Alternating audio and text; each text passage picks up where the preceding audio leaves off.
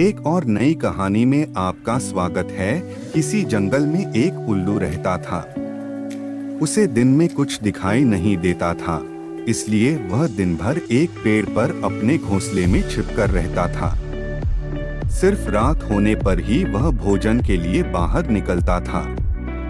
एक बार की बात के गर्मियों का मौसम था। दोपहर का समय था और बहुत तेज धूप थी। तभी कहीं से एक बंदर आया और वह उल्लू के घोंसले वाले पेड़ पर आकर बैठ गया। गर्मी और धूप से परेशान बंदर ने कहा, उफ, बहुत गर्मी है।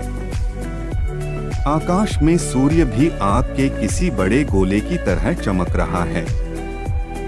बंदर की बात को उल्लू ने भी सुन लिया। उससे रहा नहीं गया और बीच में ही बोल पड़ा, यह तुम झूठ कह रहे हो।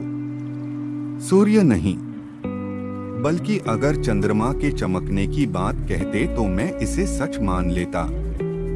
बंदर बोला, भला दिन में चंद्रमा कैसे चमक सकता है? वह तो रात में चमकता है और यह दिन का समय है, तो दिन में सूर्य ही चमकेगा। यही कारण है कि सूर्य की तेज रोशनी की वजह से बहुत ज्यादा गर्मी हो रही है।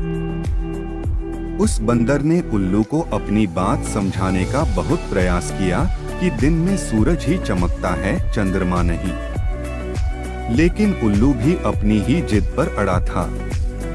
इसके बाद उल्लू ने कहा, चलो हम दोनों मेरे एक मित्र के पास चलते हैं, वही इसका निर्णय करेगा।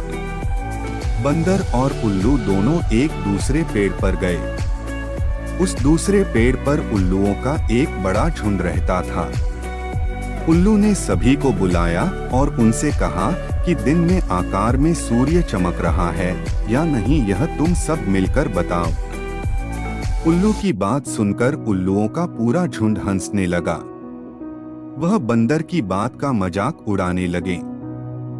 उन्होंने कहा, नहीं, तुम बेवकूफों जैसी बात कर रहे हो। इस समय आकार में तो चंद्रमा ही चमक रहा है और आकाश में सूर्य के चमकने की झूठी बात बोलकर हमारी बस्ती में झूठ का प्रचार मत करो। उल्लुओं के झुंड की बात सुनने के बाद भी बंदर अपनी ही बात पर अड़ा हुआ था, जिस देखकर सभी उल्लू गुस्सा हो गए और वे सारे के सारे बंदर को मारने के लिए उस पर झपट पड़े। दिन का समय था और उल्लुओं को कम दिखाई दे रहा था, इसी वजह से बंदर वहां से बचकर भाग निकलने में कामयाब हो गया और उसने अपनी जान बचाई। इस पंचतंत्र की यह कहानी हमें सीख देती है कि मूर्ख मनुष्य कभी भी विद्वानों की बात को सच नहीं मानता है।